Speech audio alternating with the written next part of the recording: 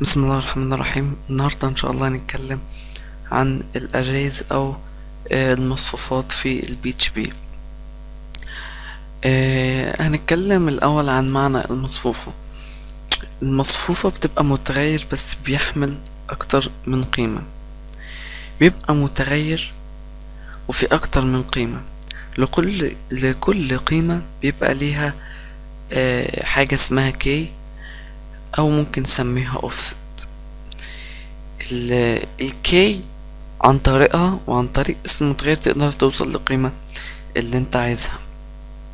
يعني انت لما بتيجي تخرج بيانات من قاعدة بيانات بتدخلها في array، وبعد كده بتطلع القيمة اللي انت عايزها عن طريق الكي اللي هي غالبا بتبقى رقم العمود او اسم العمود.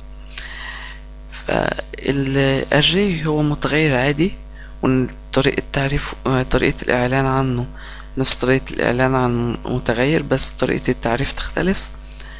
و بتحط له قيم، يا إما بيبقى بعد كده عشان توصل للقيم دي بتستخدم الكيز العادية لو انت مش معرف كيز، فلو انت معرفها يبقى تستخدم الكيز اللي انت معرفها. اوكي، عشان الصورة توضح هنيجي هنا نعرف array. طيب نعمل كومنت لكل اللي فوق ده. دلوقتي انت عايز تعمل array مصفوفة يعني تحمل اكتر من قيمة. هتعمل ايه؟ هتعرف متغير عادي. انا هعمل متغير واسميه مثلا array. اوكي، يساوي، بدل ما اكتب يساوي مثلا احمد كده، لا انا هخليه ايه، هكتب array بالشكل ده. بعد كده افتح قوسين زي اي فانكشن عادي، واحط بقى القيم اللي انا عايزها. اول قيمة احطها احمد، بعد كده كوما فاصلة، وتاني قيمة خليها صم، او مثلا نخليها اسماء دول. اول قيمة مثلا ايجيبت، تاني قيمة ليبيا، تالت قيمة مثلا تونسيا، مثلا رابع قيمة يو اس اي. تحط بقى زي ما انت عايز. كده عملنا المصفوفة. طب ازاي بقى نوصل للقيم؟ انت ممكن كمبرمج علشان تختبر اثناء البرمجة، عشان تختبر قيم الاري، ممكن تكتب print r، كده تفتح قوسين وتكتب اسم الفيربل اللي فيه الاري اللي هو الفيربل اللي اسمه array، وهيطبع لك محتوى المصفوفة.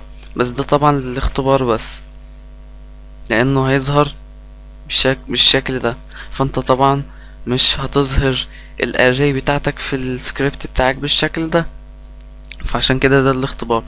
بقول لك اهو، هنا الاندكس وهنا القيمة. هنا الاندكس صفر او الكي يعني، بس انا بحب اسميه اندكس. الاندكس هنا صفر، هنا القيمة بتاعته ايجيبت. الاندكس هنا واحد، القيمة بتاعته ليبيا. لان البي اتش بي بتبدأ من الصفر، مش بتبدأ من الواحد. غالبا كل الحاجات اللي تبع البرمجة بتبدأ من الصفر، مش بتبدأ من الواحد. انت ممكن تخليها تبدأ بالواحد يدويا، وهنعرف ازاي دلوقتي. المهم الاندكس صفر في قيمة ايجيبت، الاندكس واحد في قيمة ليبيا، الاندكس اتنين في قيمة تونسيا، الاندكس تلاتة في يو اس اي، الاندكس اربعة في كندا. اوكي، طب انا عايز اطبع مثلا كندا، هعمل ايه؟ هاجي هنا شيل ده طبعا، اقول له ايكو، بنستخدم جمل ايكو العادية، واقول له array. اوكي، بس هو هنا هيطبع لنا ايه؟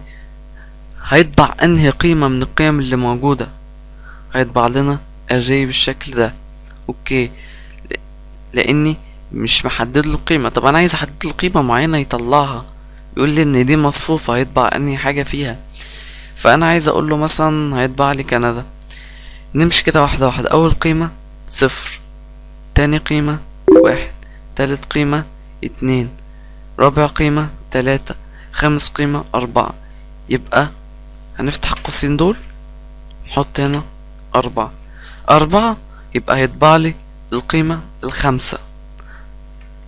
نجرب كده، هيطبع لي ايه؟ طبع لي كندا.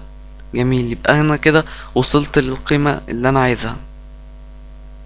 طيب عايز اطبع USA، هقوم عامل له هنا 3 لانها 0 1 2 3. اوكي، طبع لي USA. عايز اطبع مصر 0 انه بادئ من 0، طبع لي ايجيبت سوري بالشكل ده كده، طبع لي ايجيبت. بعد كده بقى ان شاء الله هنعرف ازاي نعدل في الاندكس ده. طبعا الاندكسز او الكيز الافتراضية لاي اري انت بتعمله، بس ازاي بقى تغير على الاندكسز ده، تخليها ارقام مختلفة او حتى تخليها نص، ان شاء الله هنعرف ده.